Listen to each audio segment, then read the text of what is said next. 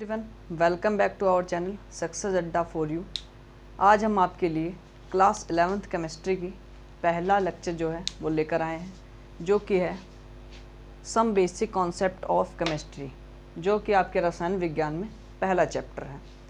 तो some basic concept of chemistry के अंतर्गत हम पढ़ेंगे द्रव्य या मैटर।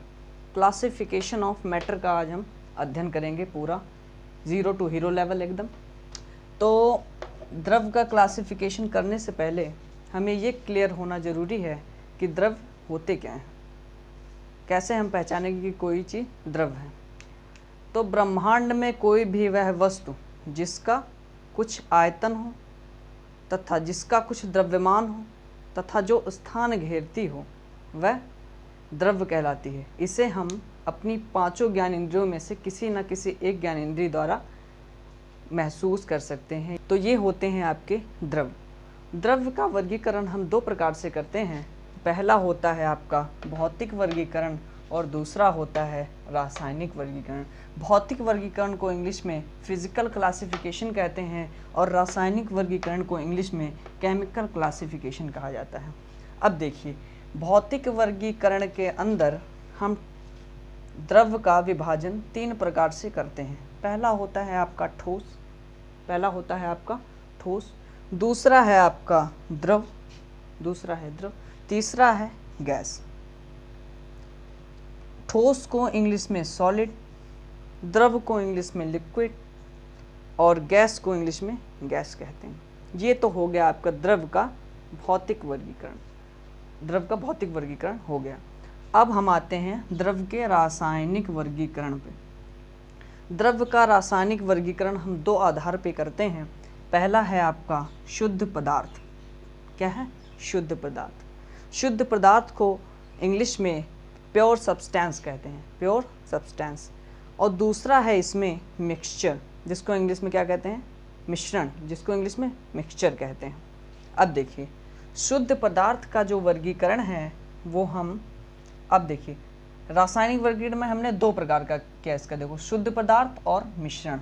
अब देखिए, अब शुद्ध पदार्थ का हम दो प्रकार से वर्गीकरण करते हैं या क्लासिफिकेशन करते हैं। पहला होता है आपका तत्व, जिसको इंग्लिश में कहते हैं एलिमेंट, और दूसरा है आपका यौगिक, जिसको इंग्लिश में कहते हैं कंपाउंड।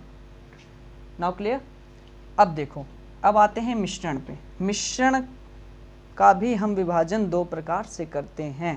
पहला होता है आपका समांगी मिश्रण, जिसको इंग्लिश में होमोजीनियस कहते हैं। दूसरा होता है विसमांगी मिश्रण, जिसको इंग्लिश में हम हेट्रोजीनियस कहते हैं। तो ये हो गया आपका द्रव का वर्गीकरण। अब इसको आप स्क्रीनशॉट ले लीजिए, उसके बाद हम आपको इसको थोड़ा विस्तार में समझाते हैं।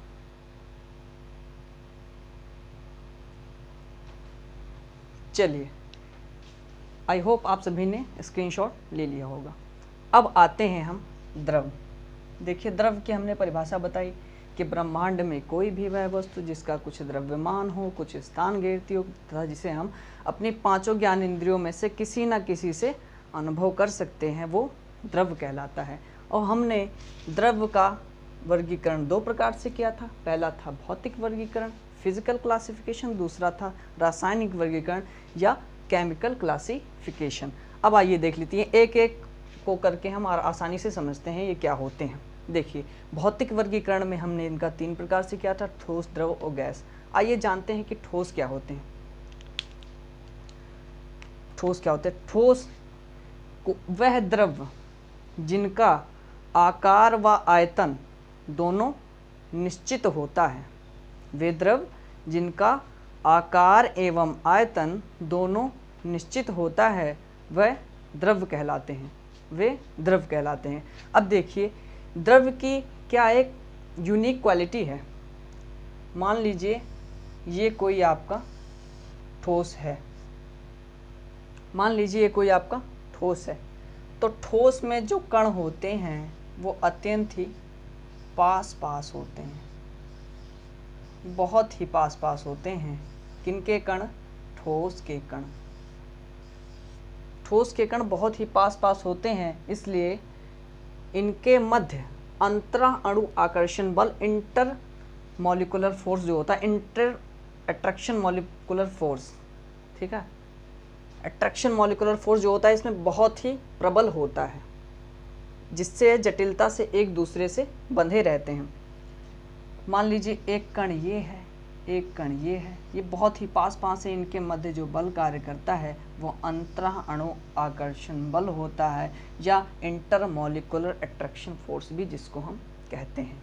लेकिन ये बंधे होने के कारण भी ये अपने जो है स्थान पे गति करते हैं, मतलब हल्की सी गति करते, कंपन करते हैं। सिर्फ ठोस जो है के कण जो है अपने स्थान पे सिर्फ कंपन करते हैं, ना कि हल्की सी गति करते हैं, वही कंपन ही कहा जाएगा। अब आइए, ये तो हो गया ठोस। अब ठोस का एग्जाम्पल क्या होगा, जैसे देख लीजिए, ये मेरे हाथ में है मार्कर, इसका कुछ द्रव्यमान है, इसे हम अपनी सेंस से या इंद्रियों द्वारा जो है महसूस कर सकते हैं, तथा ये कुछ आयतन घेर रहा है। जैसे अगर हम इसको कहीं पे रख देंगे तो ये कुछ ना कुछ आयतन घेरेगा, तो वो ठोस हो गया। जैसे लिख लीजिए मार्कर हो गया, आपका मेज हो गया, ईंट हो गई, ईंट हो गई, और कोई भी मतलब कुर्सी में जो भी हो, सब ठोस में आते हैं। अब देखो, अब भौतिक वर्गीकरण के हम दूसरा क्या पढ़ते हैं, द्रव, लिक्विड्स। लिक्विड्स क्या होते हैं, लिक्विड्स वे द्रव होते हैं, लिक्विड्स वे द्रव होते हैं जिनका आयतन तो निश्चित होता है परंतु इनका आकार निश्चित नहीं होता। आयतन तो निश्चित होगा लेकिन आकार निश्चित नहीं होगा। देखते हैं कैसे। द्रव क्या होते हैं, जैसे आपका पानी हो गया, पानी का आयतन निश्चित होता है। जैसे कि अगर आप 1 लीटर पानी लेते हैं तो वो 1 ही लीटर रहेगा। जैसे देखिए, द्रव का आयतन जो है वो निश्चित होता है, आकार निश्चित। जैसे आप पानी को अगर कहीं ऐसे डोल देते हैं तो वो पूरा मतलब फैल जाता है, ऐसे फैल जाता है, द्रव फैल जाता है पूरी तरीके से। अब आइए देखते हैं, इसकी भी एक यूनिक होती है, मतलब क्वालिटी, एक यूनिक क्वालिटी होती है किसकी, द्रव की भी। ये मान लीजिए कोई द्रव है, द्रव का कोई बॉक्स है, इसका आकार निश्चित नहीं होता। इसमें जो उपस्थित कण होते हैं द्रव के, वो ठोस की अपेक्षा दूर दूर होते हैं। जाहिर सी बात है, अगर ठोस की अपेक्षा दूर दूर होंगे तो इनके मध्य जो अंतरह अणु आकर्षण बल लगेगा वो भी कम लगेगा। ठोस की अपेक्षा इसमें अंतरह अणु आकर्षण बल जो होगा वो कम लगेगा, इंटरमॉलिक्यूलर अट्रैक्शन फोर्स जो है वो कम लगेगा। अब आइए देखते हैं, इनके मध्य अंतरह अणु आकर्षण बल बहुत ही कम लगेगा। अब आइए देखते हैं गैस क्या होती हैं, गैसेस क्या होती हैं। तो वे द्रव जिनका ना तो आकार निश्चित हो ना आयतन निश्चित हो, वो द्रव कहलाते हैं, द्रव कहलाते हैं। अब देखिए, इसकी यूनिक क्वालिटी क्या होती है, इसकी यूनिक क्वालिटी क्या होती है, गैस जिनका आकार एवं आयतन दोनों अनिश्चित होता है वो गैस कहलाती हैं। आकार और आयतन दोनों अनिश्चित होता है वो क्या कहलाती हैं, गैसेस कहलाती हैं आपकी। अब देखिए, इनकी यूनिक क्वालिटी क्या होती है। मान लीजिए ये कोई गैस का कंटेनर है।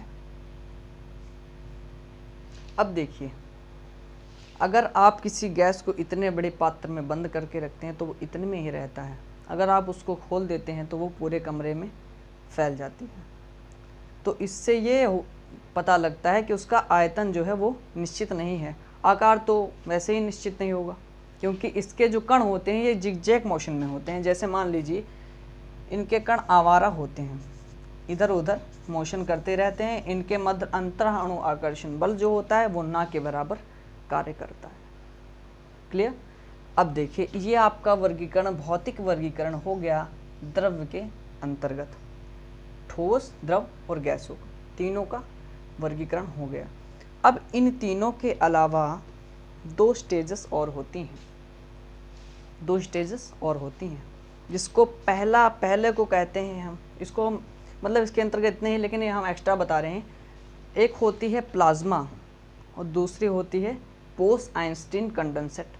अब आप पूछेंगे कि ये प्लाज्मा क्या होती है, तो जब तत्व आयनिक रूप में आ जाते हैं, जब तत्व आयनिक रूप में होते हैं तो वह अवस्था जो होती है तत्व की, वह प्लाज्मा अवस्था कहलाती है। इसमें तत्व आयनिक रूप में रहते हैं, वो प्लाज्मा कहते हैं। बोस आइंस्टीन कंडेंसेट विधि क्या है? इसमें जब किसी द्रव को हम गर्म करते हैं तो वो, जैसे किसी द्रव को हम गर्म करते हैं तो वाष्पित होकर उसमें से गैसेस जो है उड़ती हैं। तो वह अवस्था जब वो ना गैसियस रूप में रह जाए और ना द्रव रूप में रह जाए, यह जो होती है, यह किसका गुण होता है? बोस आइंस्टीन कंडेंसेट का। ठीक है, बोस आइंस्टीन कंडेंसेट का। इतना हो गया, लेकिन आपको मूलतः बेसिक जो है आपको यही 3 पढ़ने हैं। अब आइए देख लेते हैं हम द्रव का रासायनिक वर्गीकरण। द्रव का रासायनिक वर्गीकरण हमने कितने प्रकार से किया था? 2 प्रकार से। पहला था शुद्ध पदार्थ या प्योर सब्सटेंस, या दूसरा था मिक्सचर, जिसको हम मिश्रण कहते हैं। तो शुद्ध पदार्थ क्या होते हैं? वे द्रव जिनको किसी भी भौतिक प्रक्रम द्वारा परिवर्तित नहीं किया जा सकता, किसी भी भौतिक प्रक्रम द्वारा परिवर्तित नहीं किया जा सकता, वह क्या कहलाते हैं? आपके शुद्ध पदार्थ कहलाते हैं। अब आइए देखते हैं मिश्रण क्या होते हैं। मिश्रण वे पदार्थ होते हैं जब हम 2 या 2 से अधिक तत्वों को किसी भी अनुपात में मिला देते हैं तो वो क्या बन जाता है आपका? वो मिश्रण बन जाता है। 2 या 2 से अधिक तत्वों को किसी भी अनुपात में मिला देने पर जो बनता है वो क्या बनता है? मिश्रण बनता है। अब आइए देख लेते हैं शुद्ध पदार्थ के अंतर्गत हमने 2 प्रकार से वर्गीकरण किया था शुद्ध पदार्थ का। हमने पहला था आपका तत्व और दूसरा था यौगिक। अब देख लीजिए तत्व क्या होते हैं। तत्व वे शुद्ध पदार्थ होते हैं जिसमें केवल एक ही प्रकार के अभिकर्मक के कण उपस्थित होते हैं। जैसे आप देख लीजिए, मान लीजिए ये किसी पदार्थ का कंटेनर है, एक थोड़ा बड़ा बना लेते हैं। ये मान लीजिए किसी पदार्थ का कंटेनर है, एक ही प्रकार के इसमें क्या होंगे? परमाणु उपस्थित होंगे, वो तत्व कहलाता है। जैसे मान लीजिए आपके पास H2 है, H2 में कितने परमाणु होते हैं? 2 परमाणु होते हैं। तो उसमें एक ही प्रकार के H और H, एक ही प्रकार के परमाणु स्थित हैं, तो ये तत्व कहलाते हैं। ठीक है, ये तत्व कहलाएंगे। मान लीजिए तत्व एक ही प्रकार के परमाणु जिसमें सीधा एक जानिए एक ही प्रकार के परमाणु जिसमें उपस्थित होते हैं वो तत्व कहलाते हैं। अब देखिए यौगिक क्या कहलाते हैं?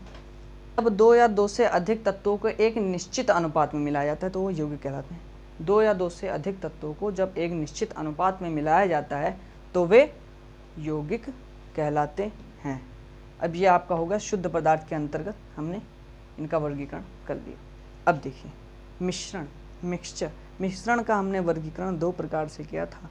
पहला था समांगी या होमोजीनियस, दूसरा था विषमांगी या हेट्रोजीनियस। अब देखिए, अब मिश्रण तो आप समझ गए। अब ये समांगी मिश्रण क्या होता है? मिश्रण तो आपको समझ में आया कि हाँ, किसी 2 या 2 से अधिक तत्वों को किसी भी अनुपात में मिला जाए तो मिश्रण कहलाता है। लेकिन समांगी मिश्रण क्या होता है? तो ऐसा मिश्रण जिसमें उपस्थित अभिकारक के कणों को हम आसानी से ना देख पाएं, वह समांगी मिश्रण होता है। जैसे चीनी और पानी का मिश्रण। मान लीजिए ये है आपका चीनी की बोतल है, इसमें चीनी है, आपने चीनी इसमें डाल दी और यहाँ पानी था, आपने इसको एक डंडा लगा के हिलाया। अब देखिए ये सारी विधियाँ हो गई। अब इसमें आप देखेंगे तो क्या आपको चीनी के कण दिखाई पड़ेंगे? इसमें वो विलय हो चुके हैं, वो आपको नहीं दिखाई देंगे। तो ये चीनी और पानी का मिश्रण किसका एग्जाम्पल है? समांगी मिश्रण का एग्जाम्पल है। ठीक है, समांगी मिश्रण का एग्जाम्पल है। ठीक है, अब देखिए दूसरा है आपका विषमांगी मिश्रण। तो विषमांगी मिश्रण वे मिश्रण होते हैं जिसमें उपस्थित अभिकर्मक के कण हम आसानी से ना देख पाएँ, आसानी से देख लें। ये होता है, इसमें ना देख पाएँ, इसमें क्या होता है? आसानी से देख लें। जैसे देखिए, अगर आप ये कंटेनर लीजिए, इसमें अगर आप पानी भरा हुआ है, सिलिका या बालू अगर इसमें हम मिक्स कर देंगे, इसमें अगर हम बालू डाल देंगे तो क्या आप इसमें बालू के कण देख लेंगे? जाहिर सी बात है, देख लेंगे। तो वे मिश्रण जिसमें उपस्थित अभिकर्मक के कणों को हम आसानी से जो है वो देख लेते हैं, वो किसमें? विषमांगी मिश्रण में के अंतर्गत आता है। ये हो गया आपका द्रव का पूरा क्लासिफिकेशन। तो आई होप कि आपको बेहतर समझ में आया होगा, अच्छी तरीके से समझ में आया होगा। अगर आपको कोई भी इस टॉपिक में से कोई भी चीज़ समझ में नहीं आई हो तो हमें कमेंट बॉक्स में लिख के ज़रूर बताएं। हम उस चीज़ का जो है आपको फिर से समझाने का प्रयास करेंगे। और वीडियो देखिए और उसको लाइक कीजिए, कमेंट कीजिए और सब्सक्राइब कीजिए और अपने फ्रेंड्स को शेयर कीजिए। तो देखते रहिए हमारा channel Success Adda for you, और अगली वीडियो में मिलते हैं। धन्यवाद।